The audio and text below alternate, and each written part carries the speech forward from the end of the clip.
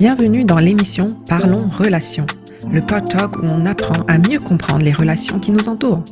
Dans cette émission, j'aurai l'occasion de vous partager mes découvertes et les discussions avec divers intervenants. Bienvenue dans Parlons Relations. Alors aujourd'hui, nous avons une personne très spéciale. Nous avons Véronique Périac qui est avec nous. Véronique est une passionnée de Dieu.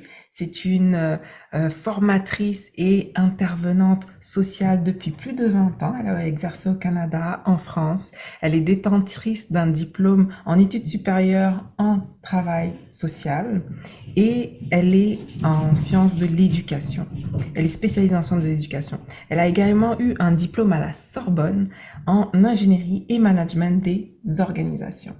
Alors, j'ai cet honneur-là de recevoir Véronique Périac et je rajouterai aussi que c'est aussi une auteure de livres et on en parlera un peu plus tard après l'émission. C'est une maman de 2 jeunes adultes et elle va avoir le plaisir aujourd'hui de nous parler de la relation à soi en tant que parent. Parce que nous sommes dans cette grande thématique en ce moment où on parle de la relation à soi. Et la grande question, c'est a-t-on une bonne connaissance de soi? Là, j'ai quelques questions à lui poser aujourd'hui. Et elle a beaucoup de conseils, de choses à partager sur ce sujet-là. Alors, je vais commencer avec la première question qui est: comment la parentalité affecte-t-elle votre relation à vous-même? Merci Cindy de m'accueillir sur ce plateau. C'est un privilège pour moi aussi, hein, parce que j'apprécie ton émission. On est, euh, on est dans des sujets sérieux, puis c'est des questions d'actualité. Alors la fameuse question, comment est-ce que la parentalité affecte notre relation à nous-mêmes? Alors il faut savoir que, en tout cas, je donnerai mon point de vue, hein, quand on devient parent, c'est quand même euh, on, on rentre dans une dimension, on va devoir faire des sacrifices et on va devoir faire mourir à soi-même. Et quelque part, on va devoir bannir tout ce qui est égoïsme, tout ce qui est comment amour, enfin se mettre en avant, tout ça, ça va devoir laisser la place à quelque chose de plus dans voilà, dans le collectif, penser que voilà, on est parents aujourd'hui, on peut plus penser qu'à soi, on peut plus se regarder le nombril, mais on va devoir finalement regarder d'une autre manière. Et ça, c'est là que ça va impacter, parce que quand on n'a pas d'enfant, finalement, on est un petit peu seul avec soi-même. On s'occupe de soi, on se préoccupe de soi, de ses propres envies, de ses propres aspirations, de ses propres espoirs. Et là, ça change tout.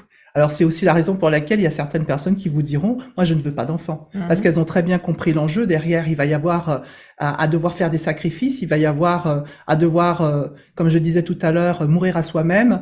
Et ça veut dire aussi partager, ça veut dire regarder pas seulement à ses propres besoins, mais regarder les besoins des enfants.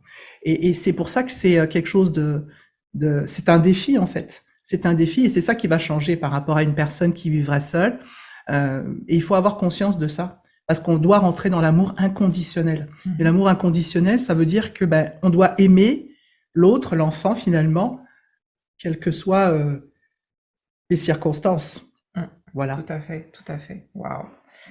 C'est vraiment un point intéressant que tu apportes là parce que, tu sais, je le vois un peu comme, on, il y a on a une grosse tarte, on va dire, tu sais, quand on est tout seul. Puis là, une fois que tu rentres en relation, cette tarte-là diminue parce que tu dois la partager avec l'autre. Absolument. Après ça, il y a un enfant qui rentre, elle diminue encore. Puis là, il y a un deuxième, et c'est ça. Et donc là, c'est vraiment tu l'as très bien décrit là, l'amour inconditionnel, peu importe les circonstances. Et que dirais-tu de comment quelqu'un va maintenir sa confiance en elle en tant que parent? Comment est-ce qu'on maintient sa confiance en Oui, soi? oui, oui. Bon, moi, je t'avouerais que ma clé, hein, c'est de m'appuyer sur la parole de Dieu. Parce que on n'invente pas la roue, hein. Il y a des choses qui sont éprouvées et qui fonctionnent. Et quand on est un parent, il faut savoir qu'au départ, on n'a pas eu le mode d'emploi. C'est-à-dire que on n'a pas eu de formation, ou alors ça veut dire aussi qu'on va rentrer dans un processus où on peut faire des erreurs, Ouais. on peut faire des bons coups, mais on peut aussi se tromper. Et il faut avoir l'humilité de le reconnaître. Et puis ça veut dire aussi que il y a des choses que pour lesquelles plutôt que d'essayer de réinventer la roue, moi je me base un peu sur la parole de Dieu. Qu'est-ce qu'elle dit? Parce qu'il y a des choses qui sont éprouvées et qui ont fait leurs preuves, et ça date pas d'hier, c'est Ouais.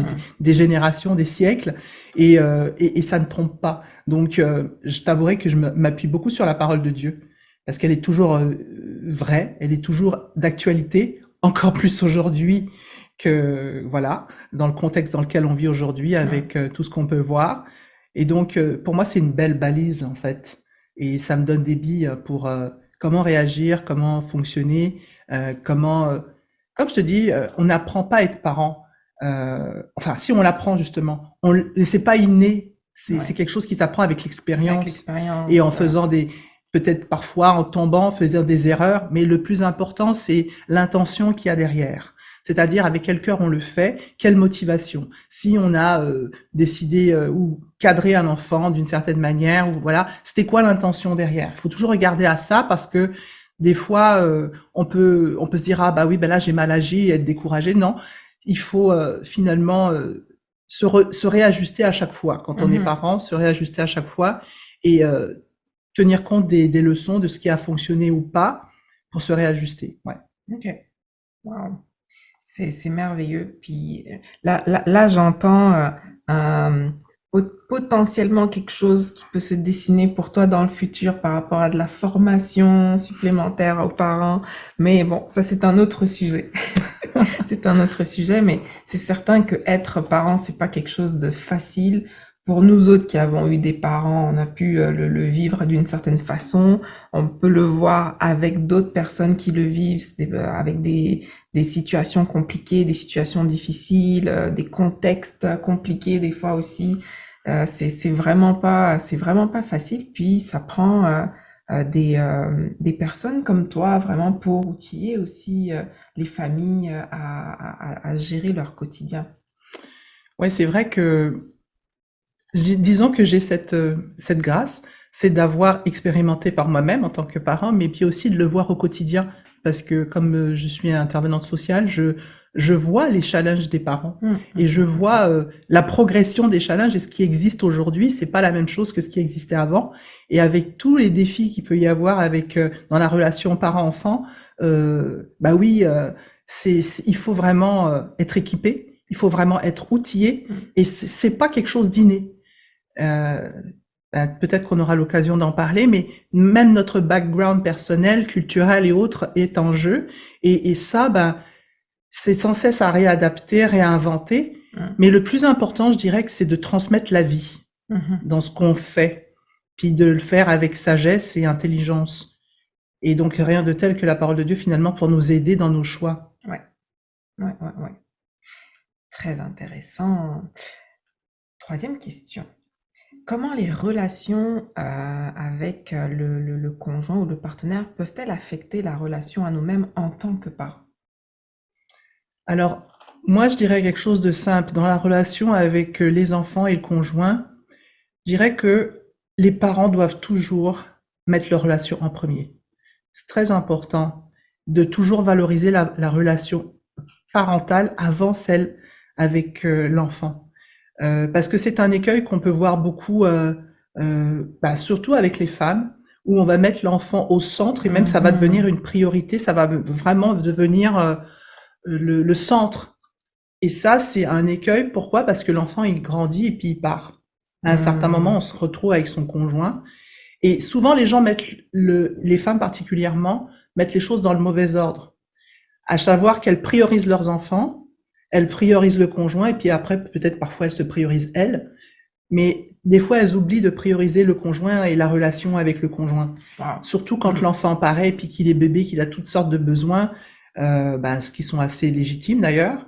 Mais c'est là que peuvent arriver les problèmes dans les conflits de couple. Mais il faut toujours avoir en pensée que l'enfant, c'est pas à nous en fait. Mhm. L'enfant, il appartient à Dieu.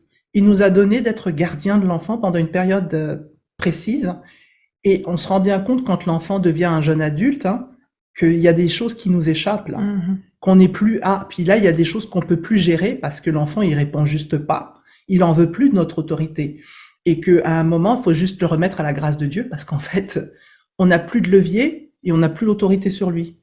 Et on peut juste être là en tant que conseil. Notre travail de parents se transforme en plutôt une relation, on va dire entre guillemets amicale, parce qu'on reste des parents, mais on va, si l'enfant accepte ou si le jeune adulte accepte, on va dire, transmettre quelques conseils s'il les reçoit. Et c'est là que le rôle de parent se transforme et devient aussi important. Mais il faut avoir ça en tête à chaque fois, même quand l'enfant est petit. Il se restera pas toujours avec nous. Et il va grandir, cet enfant-là. Cet enfant qu'on a tellement chéri, c'est notre monde. oui, trésor précieux. Enfin, je veux dire, Oui. oui, c'est magnifique, c'est beau et tout ça. Mais je veux dire, à un moment, il va grandir. Et ça peut être autre chose, là. Surtout quand on est dans une relation problématique avec son enfant. Ça peut devenir un problème. Mais je parle pas des problèmes, là. Je parle d'une famille qui fonctionne bien. Oui, tout à fait. Waouh. C'est la première fois que j'entends cet aspect d'ordre, tu sais, dans la relation dans une famille, là, tu sais, où vraiment les problèmes vont arriver lorsque l'ordre n'est pas respecté. Et c'est vraiment une perspective très intéressante et je suis sûre qu'il y en a pour eux, c'est comme, ouais, mais non, c'est l'enfant d'abord, puis... Et c'est vrai, c'est même un slogan, les enfants d'abord. Oui, mais pas au détriment du couple, en fait. Ça veut dire qu'il faut avoir des temps de qualité avec ses enfants, absolument. C'est très important pour leur développement. Et ça veut dire qu'il faut avoir des temps de qualité avec son conjoint. Pour pas qu'il y ait rivalité. Et pour pas que ça se marche dessus, en fait. Tout à fait. Un temps pour tout. Un temps pour tout. Waouh. Ça, je te dis, là, si tu devais avoir fait du coaching à des parents, là, il y en a plein que tu pourrais coacher. C'est aussi le fruit de l'expérience, mais bon, ouais. Oui, certainement. Parce que tu as vu tellement de choses aussi, là, je pense, dans le milieu du travail également, tu sais, qui t'ont donné cette sagesse-là supplémentaire, tu sais, de percevoir ces choses-là, et c'est vraiment intéressant. J'avoue que je trouve ça vraiment passionnant de comprendre les trajectoires de vie et de comprendre l'histoire des gens. Et c'est aussi une raison c'est aussi une motivation dans ce travail-là. Parce que je rencontre toutes sortes de publics depuis le temps que je travaille dans ce domaine. Et voilà, les histoires sont tellement singulières les unes les autres et c'est très enrichissant, effectivement. Oui, effectivement. Il y a une petite parenthèse de même, tu sais, je suis venue à réaliser que chaque individu est une œuvre d'art, on va dire. Puis chaque relation est une autre œuvre d'art. Et chaque famille est une œuvre d'art. Donc là, quand tu essayes de vouloir appliquer, on va dire, tu sais, certaines choses qui s'appliquent à d'autres et tout, ça ne marche pas. Mais par contre, si tu essayes de t'accrocher à des principes qui fonctionnent, à la parole de Dieu, et de l'appliquer à ta situation, là, tu trouves ton rythme de croisière. Prochaine question. Oui. Comment la parentalité peut-elle influencer votre relation avec vos propres parents? Alors, moi, je dirais que c'est intéressant de voir comment on évolue en tant que parent sur le long terme et de voir comment le fait de devenir parent, ça va influencer notre manière de voir nos propres parents, en fait. Pourquoi? Parce que quand on est enfant, on se rend pas compte de certains enjeux et on comprend pas les challenges des parents, on comprend pas le pourquoi des règles, on comprend pas toujours le pourquoi de certaines décisions, etc., etc. Mais une fois qu'on devient adulte, qu'on devient parent nous-mêmes, les enfants qui étaient des enfants justement qui ne comprenaient pas, ils sont en position d'expérimenter ce que nous avons vécu ou ce que leurs parents ont vécu, etc. Et à ce moment-là, ils comprennent. Par exemple, aujourd'hui, moi, je suis beaucoup plus indulgente avec ma mère parce que j'ai compris certaines choses. Et c'est la même chose, j'imagine que mes enfants, quand ils deviendront parents, ils comprendront ce que je leur dis aujourd'hui, ce qu'ils ne comprennent pas, mais qui comprendront plus tard quand ils seront parents. Donc c'est pour ça que je dis que on devient plus indulgent, on comprend mieux les challenges et on comprend mieux les décisions, pourquoi ça a été, pourquoi le parent il avait tel positionnement, pourquoi il a pris telle décision et pourquoi. Euh, c'est vrai que moi je dis toujours, un parent, il faut pas être un gentil parent, il faut être un bon parent. Le parent qui est bon, il va te donner un cadre, c'est-à-dire que il peut te dire non si c'est pas bon pour toi. Mhm. Hein? Par Mhm. exemple, tu manges trop de bonbons, là je te dis ça suffit. Voilà. Parce que pourquoi? Je suis pas obligé de te dire pourquoi, mais bon, si je veux être un peu éducatif, je te dis, c'est parce que sinon tu vas avoir des caries, puis que finalement tu vas, etc., Mhm. etc. Et puis on va être obligé de t'emmener au dentiste, etc. On peut être éducatif et puis pédagogique et comme ça. Mais des fois, il y a des moments où les parents, ils doivent pas donner toutes ces informations. Mhm. Ils doivent juste Mhm. poser un cadre et puis l'enfant doit faire confiance. Parce que si on prend l'habitude de trop argumenter, des fois, après, c'est un autre écueil. Exact. Maintenant, c'est vrai qu'il faut des fois expliquer le pourquoi, mais des fois, quand on l'a déjà expliqué, il faut passer à autre chose. Il faut Mhm. juste poser la règle et puis le cadre. Mais voilà, donc tout ça pour dire que quand on devient un adulte et quand on devient parent, bah finalement, on comprend mieux ce que vivaient nos parents quand on était enfant et ce qu'ils voulaient nous dire qu'on comprenait pas. Alors des fois, il faut pas s'acharner à essayer de faire comprendre quelque chose à un enfant qui veut juste pas le comprendre et qui est pas à l'âge de le comprendre et qui peut pas le comprendre au Mhm. moment Mhm. précis. Mhm. Moi, Mhm. je vous avouerai que c'est aussi le fruit de l'expérience dans le sens où à un certain moment, on dit mais c'est comme un dialogue de sourds C'est ça. et que mais en fait, c'est pas le moment. Mhm. Il va pas comprendre parce qu'il Mhm. a pas expérimenté et Mhm. ça viendra plus tard. Et à ce moment-là, on peut avoir un autre type de relation avec ses enfants. Et puis peut-être des fois, il y a des blessures qu'on a eues Mhm. parce que nos enfants nous ont blessés ou le contraire, peu importe, hein, mais que c'est après que ça se résorbe, tout simplement parce que étant parents, là, ils peuvent Ils comprendre. peuvent comprendre. Waouh. Là, je vois un prochain sujet sur lequel on va pouvoir parler à un autre moment. C'est quoi le bon parent et c'est quoi le mauvais parent? Ah Ça, ouais, là, ouais. ce Le gentil serait... parent Oui, qui dit oui, oui à tout. exact, Puis exact. qui dit oui à tout, mais que l'enfant un jour peut se retourner contre lui en disant, mais à cause de toi, j'ai fait ça, ça, ça. Pourquoi? Parce que tu m'as pas donné de cadre. Mhm. Tu me disais toujours oui. Exact, T'étais très exact, gentille. exact. Mais moi, ce que j'attendais, c'est que tu sois un bon parent. Et le bon parent, il peut être parfois frustré parce que, évidemment, quand on pose un cadre, l'enfant n'est pas forcément très d'accord.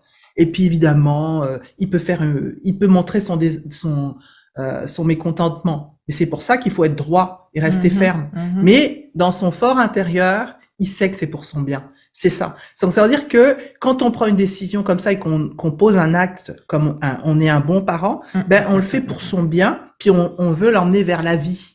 Hein. Mhm. C'est toujours ça qu'il faut avoir en pensée. Ben je le fais parce que ça mène vers la vie, ça mène pas vers la mort. Versus ça mène pas vers la mort. La mort c'est pas forcément la mort physique, mais ça va être quelque chose qui va te faire rétrograder, qui va te faire péricliter, qui va pas t'aider, etc. Ouais, C'est un peu tout ça vers la mort. ouais, ouais. Ça peut, mais ça peut aller à des situations extrêmes aussi, hein. Mais bon. Vraiment, c'est quelque chose, ça. Mais ça, là, on va avoir un temps pour parler juste de cet aspect-là. Gentil parent et bon parent. Parce que je pense qu'il y a beaucoup de choses à partager là-dessus. Prochaine question, et la dernière. Comment continuez, vous, à explorer et à développer votre propre identité en tant que parent? Donc là, c'est comment on peut continuer à explorer, à développer notre propre identité en tant que parent.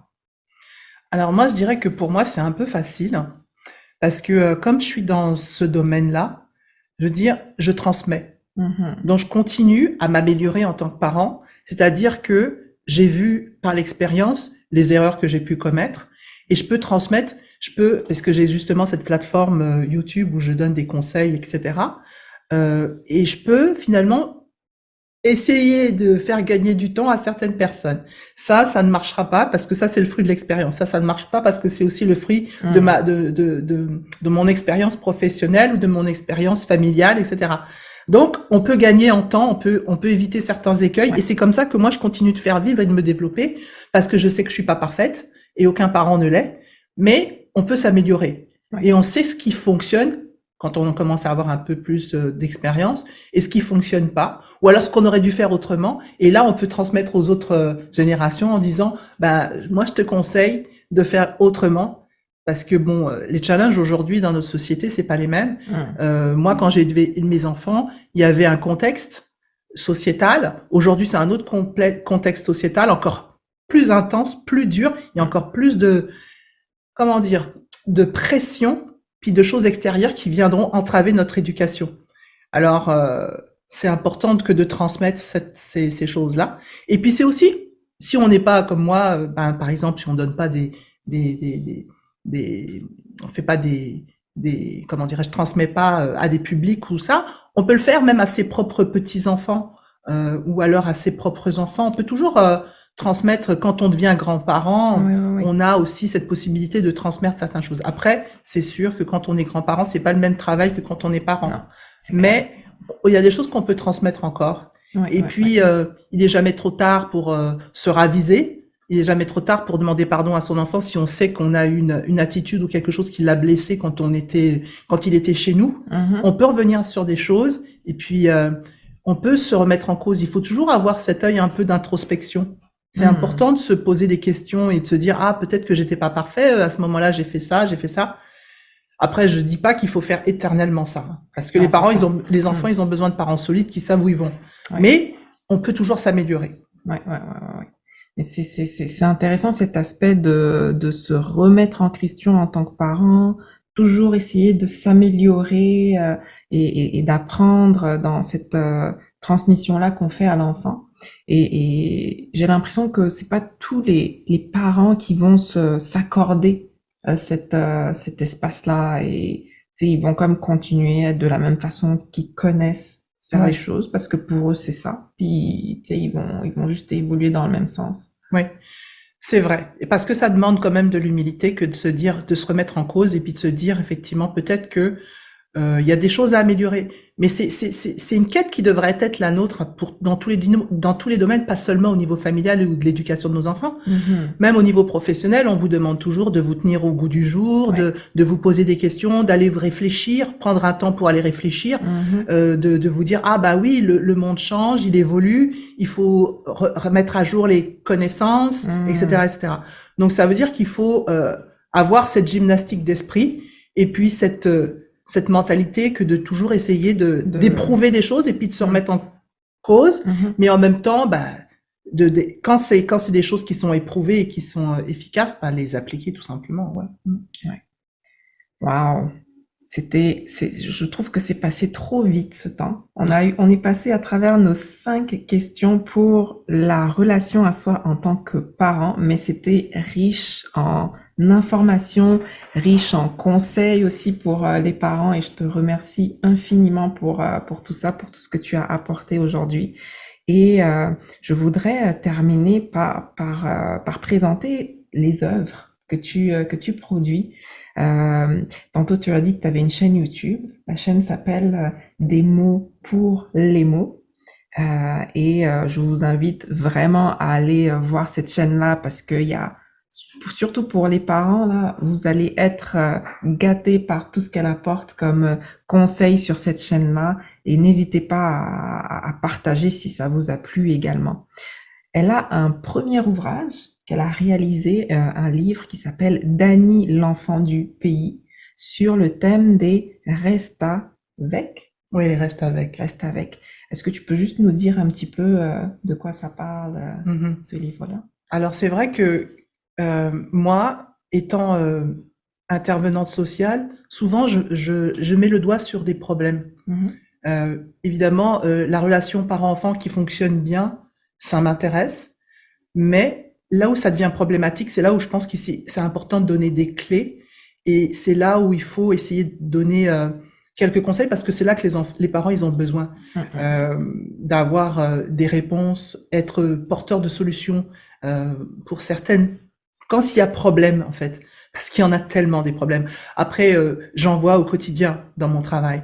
Et du coup, j'ai trouvé qu'il y avait pas beaucoup de littérature autour des thèmes un peu tabous. Puis, c'est pour ça que j'essaye de mettre la lumière sur des thèmes qui sont un peu tabous. Par exemple, les enfants qui sont utilisés comme domestiques dans des familles, c'est un peu tabou. On n'en parle pas trop. Culturellement, on n'a pas envie de mettre ça sur le devant de la scène, mais il y a des enfants qui vivent ça. Et moi, je l'ai rencontré à une époque où je travaillais dans un organisme, je ne dirais pas lequel. Il y avait des problématiques de ce genre aussi. Hein, quand on fait venir un enfant du pays, et finalement, c'est pas ça il va pas atterrir dans les bonnes conditions de vie. On le fait venir, mais parce qu'on a des idées derrière que de l'utiliser comme domestique ou ceci cela, ou alors pire, des fois c'est des abus, etc. Donc il y a des gens qui ont ça en tête, et des fois il y a des personnes qui acceptent de donner leur enfant parce qu'ils peuvent pas s'en occuper, parce qu'ils n'ont pas les moyens et tout ça. Et ils pensent que ça va être bon pour eux, mais des fois c'est un piège en fait. Et sans le savoir, ils en mettent leurs enfants dans des conditions pires. Alors c'est ça un petit peu les restes avec, c'est de se retrouver dans une famille qui va plutôt vous abuser et plutôt que de prendre soin de vous, vous envoyer à l'école, etc., etc. Et ça existe.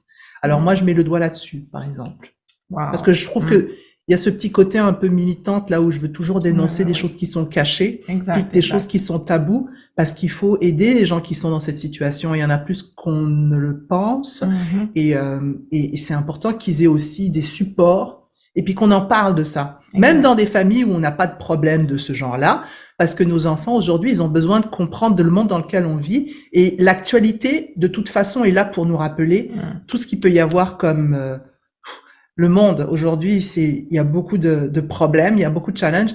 Et si nous, en tant que parents, on fait pas l'éducation de nos enfants, ça va être des tiers qui va la faire. Ça va être l'école, ça va être les médias, ça va être ça va être des amis, ça va être tout ça. Ouais. Donc, si les parents se positionnent pas, c'est à eux aussi de préparer leur enfant pour le monde de demain. Et le monde de demain, il sera pas si facile à vivre. Parce qu'on le voit déjà, hein, moi, j'ai un certain âge et je vois la progression qu'il y a eu et les challenges qu'il y a aujourd'hui. C'est pas les mêmes qu'il y avait il y a 20 ans.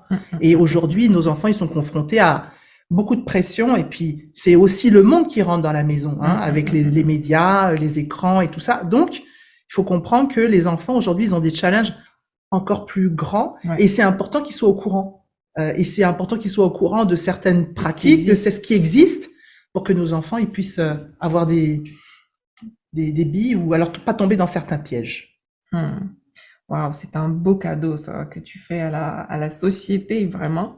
Et le deuxième livre, alors, qui s'appelle La boîte à bébé, aborde le thème des boîtes à bébé et des oppressions chez les enfants. Donc j'imagine que ça parle de toutes les problématiques que des enfants peuvent vivre dans le milieu familial. Est-ce qu'il y a d'autres choses que tu apportes dans ce livre-là? Alors j'apporte aussi à la connaissance du plus grand nombre, j'essaie de démocratiser une pratique, en tout cas, la faire connaître, à savoir celle des boîtes à bébés, hein, parce que de plus en plus on parle d'enfants qui sont abandonnés, d'enfants on les retrouve dans des états compliqués, des enfants qu'on met dans des décharges parce qu'on veut pas s'en occuper, voilà. Donc ça c'est aussi une alternative à l'avortement, c'est une alternative à plein de choses en fait. Quand on veut finalement favoriser la vie, eh bien, il y a aussi cette option de mettre un enfant dans une boîte à bébé. Il y en a de plus en plus dans le monde, et c'est important de faire savoir que ça existe, tout simplement, quand on veut favoriser la vie. Et puis il y a aussi l'autre sujet qui est abordé dans le livre, c'est celui des oppressions nocturnes, les oppressions, parce qu'il y a beaucoup d'enfants qui vivent ça en fait. Parce qu'il y a trop de gens qui pensent que les enfants ils sont tellement ils sont comment dire, innocents, ils vivent rien. Au contraire, moi ce que je dis c'est que les enfants ils sont les premières victimes, parce que souvent ils peuvent pas se défendre dans certaines choses. Si les parents font pas leur rôle ou quoi que ce soit, ils sont livrés. Ils peuvent être livrés à eux-mêmes. Et eux, ils ont besoin finalement de protection, les enfants. C'est pas pour rien qu'ils ont besoin de parents. Alors souvent, les enfants, ils sont aux premières loges et ils vivent des choses très traumatisantes. Et les gens font comme si, c'est le monde des bisounours, ça n'existe pas, les enfants, ils sont trop mignons, ils vivent pas ça. Mais rien que quand on ouvre son écran, on apprend qu'il y a un tremblement de terre par là, on apprend qu'il y a un pédophile par-ci, on apprend qu'il y a des problèmes, je veux dire, tous les sujets sont dans l'actualité. Il y en a un autre qui a tué une famille, il y a eu de l'infanticide, il y a eu un drame familial, et puis le papa, il a tué tout le monde, ou etc., ou la maman, j'en sais rien. Enfin bon, bref, c'est pas toujours les papas, hein. Mais tout ça pour dire que les effets divers aujourd'hui sont nombreux, et il faut que les enfants ils soient pas comme dans un monde idéalisé, ou dans le monde des bisounours. C'est des choses qui existent. Alors il faut leur expliquer avec nos mots, hein, Et puis, c'est important qu'on puisse l'expliquer avec des mots que les enfants puissent comprendre, mais il faut pas faire croire qu'on vit dans un monde idéal et qu'il y a rien qui se passe, parce que justement, c'est là que le choc est plus grand. Et l'actualité, de toute façon, elle est là pour nous le rappeler. Donc, c'est pour ça que je fais aussi cette collection des mots pour les mots. Des mots aussi, parce que c'est important de mettre en mots, c'est le début, finalement, de la guérison quand on a subi un traumatisme. Pour les mots, MAUX, parce que les mots, là, évidemment, il y a des enfants qui vivent des choses mais tellement innommables, on peut pas imaginer. Hein, et puis des fois, c'est étonnant parce quand on n'est pas dans certains domaines, on se dit ça n'existe pas. Absolument que si. Hein, on peut avoir un voisin un enfant voisin de la porte à côté qui vit soit de la violence, soit de l'abus, des mauvais traitements, des abus physiques, tout. C'est juste à côté. Et nos enfants vont dans la même école. Hein. Donc c'est pas si loin que ça. Donc c'est important que de se dire, nos enfants, faut pas qu'ils soient comme naïfs dans le monde dans lequel on vit, quoi. Faut qu'ils soient préparés. Faut qu'ils soient préparés. Et c'est ça le rôle du parent, c'est de préparer son enfant, le protéger vraiment. Et il peut le faire de manière très éducative aussi, avec des outils que tu apportes. Là, j'ai ici avec moi des jeux, vraiment des jeux qui peuvent être réalisés avec des enfants, qui ont été produits par Véronique. Alors, il y a le jeu La colère, moi je gère. Donc, ça parle d'émotions beaucoup dans ces livres-là. L'anxiété, moi je gère. Donc, avec ces jeux-là, le parent peut établir quelque chose d'assez éducatif pour lui apprendre à gérer certaines émotions, à gérer les écrans également, et les accidents domestiques pour sensibiliser vraiment à ce qui se fait. Donc ça, j'ai trouvé ça tellement génial, cet outil-là, pour pouvoir parler de certaines choses avec les enfants. Et j'avais acheté ça pour des neveux et tout là, puis vraiment je vous encourage en tant que parent, ou même si vous voulez offrir un cadeau, à vous procurer ce jeu-là. C'est aussi disponible dans les librairies CLSC chrétiennes, et je pense que les gens sur le site aussi des mots pour les mots. Et sur le site aussi également. Donc toute cette information-là sera disponible dans l'épisode sur la plateforme que vous allez regarder cette émission-là ou écouter cette émission-là. Vous aurez le site internet, les endroits où pouvoir aller chercher ces œuvres-là qui ont été présentées. Et j'espère qu'on aura l'occasion d'avoir d'autres œuvres à présenter dans les prochaines émissions. Je te remercie énormément, Véronique, pour cette première rencontre-là. Puis là, j'ai capté tellement de sujets qu'on va pouvoir discuter à d'autres moments encore au sujet des enfants et des parents. Donc, restez à l'écoute, restez branchés. N'hésitez pas à partager si c'est quelque chose que vous avez apprécié et vous pensez peut-être que quelqu'un aurait besoin d'entendre également cette émission-là. Merci beaucoup. Au revoir. Au revoir. Parlons Relations, l'émission qui nous permet de développer nos connaissances dans les relations avec nous et les autres.